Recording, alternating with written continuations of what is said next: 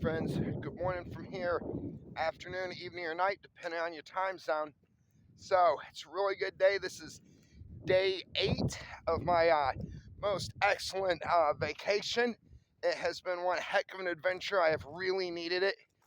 First couple days, I was actually really sore just from working so much. As you can tell, everything here is straight up and straight down. Very seldom do I get a walk like on a level plane. Now, after about day 3, I started getting over that being sore and just started like feeling really good.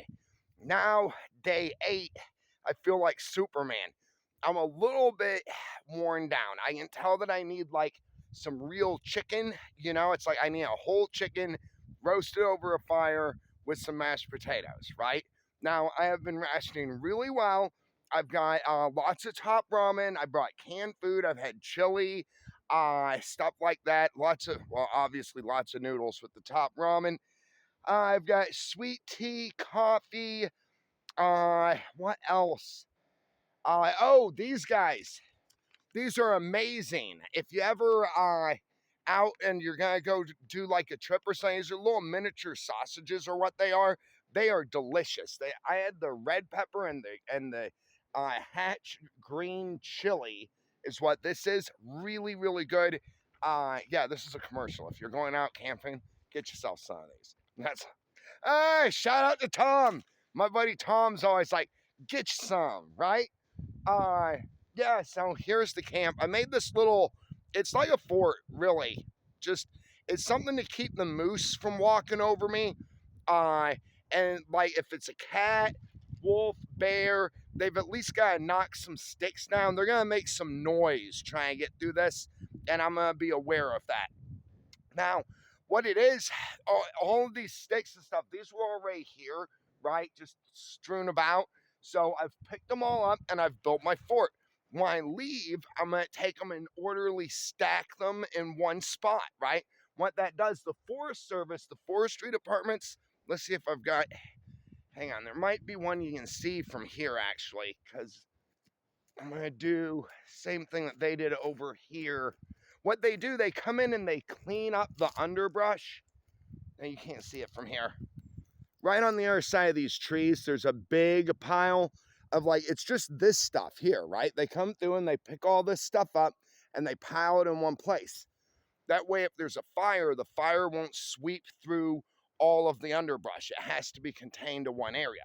So that's what I'm going to do with all of my building material when I'm done, is I'm going to either stack it here or, knowing me, because I never do anything easy, I'll probably drag every last stick and twig over to that pile they've got over there, because that's just how I am. Y'all guys know this. So yesterday was going to be hygiene day. Now I did clean up and everything, but I need to like cleanse myself, and my t-shirt is like, it's like dirty. We'll just say it's dirty. So I need to do some washing. I'm going to head down to the creek here in a little bit. Probably by the time I've posted this video, I will have already been to the creek. So I'll just splash, clean up, wash my t-shirt.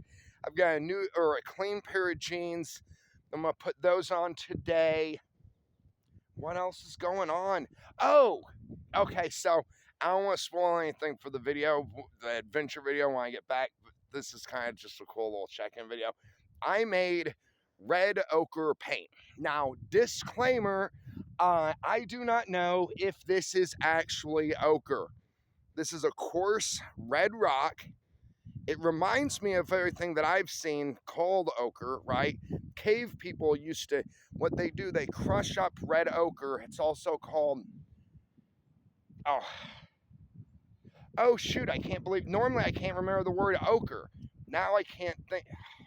Slow down, Matt, you'll get it. I'm under pressure. Stop looking at me. Red ochre, yellow ochre, black ochre, and they are all called, it'll come to me, hopefully before the video's over.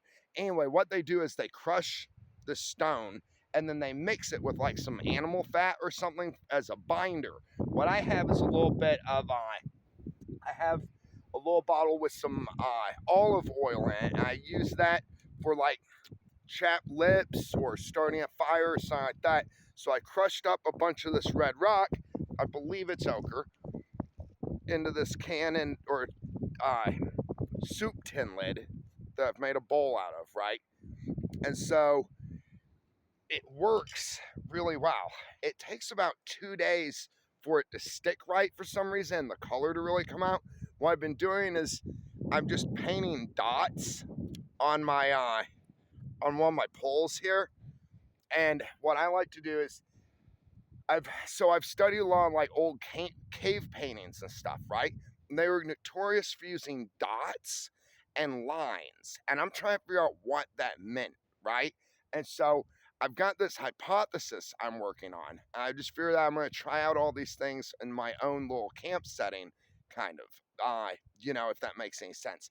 And then later I'm going to do videos on like Neanderthal technology, early human civilizations, stuff like that. Cool little things that can be done really easily that we think are really difficult to do, kind of like carving with fire, for instance. I know now I'm getting way off topic. But anyway, I made some red ochre paint.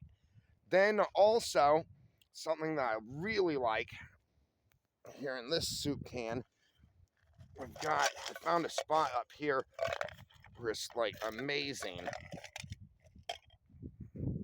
Check it out. This is tree sap or tree resin, depending on who you ask and what part of the world or this continent they're from. Isn't it interesting how different people in different areas call different things or the same thing something different? And those areas can even just border each other. I think it's interesting. I've been in states where in one state it's called a Phillips screwdriver or a slot screwdriver, right? In the state right next to it, they call it what is it? Flathead. Yeah, we call it a flathead here, but in most parts of Alaska, where I come from, it was always a slot. It's very confusing. But anyway, this this is amber, not amber.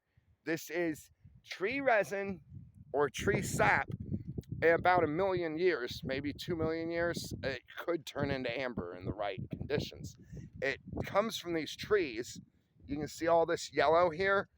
This is all tree resin, tree sap. I found a store pile of it up this way the other day, so I've brought back lots of it. This is really, really good for starting fires. Also, what you can do, I'm a mess. Also, what you can do are make torches or lanterns out of it. So what I've done is I have another apricot halves can that I just beat the top with the end of my knife, the handle of my knife, so it got nice and concaved.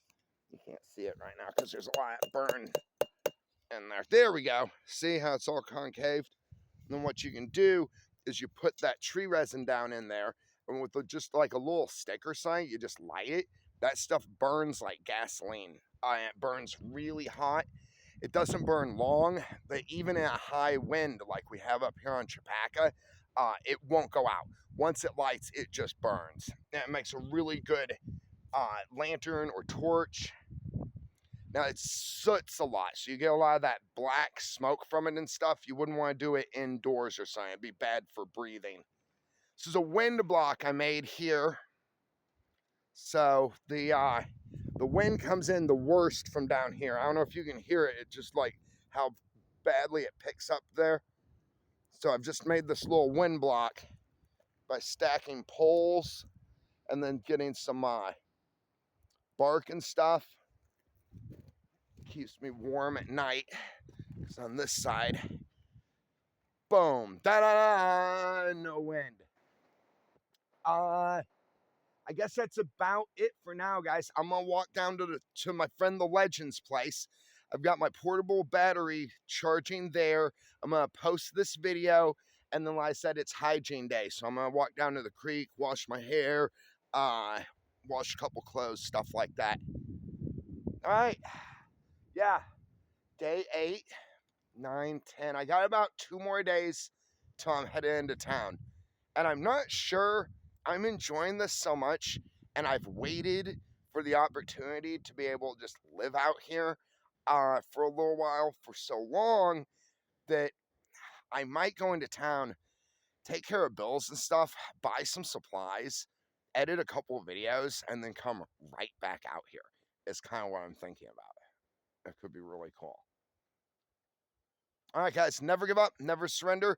Thank you for being there. Thank you for being part of the adventure. None of this would be possible without you. Yeah, life is what we make it. I think life is really what we make it. Sometimes, depending on what we want to make it, it can be more or less difficult. In the end, though, most of the time, I feel it's what we make it. Do you like my kingdom? It's good to be king. Sometimes it's not good to be king. Sometimes it's better to be a peasant. But today, it's good to be a king. On day 8.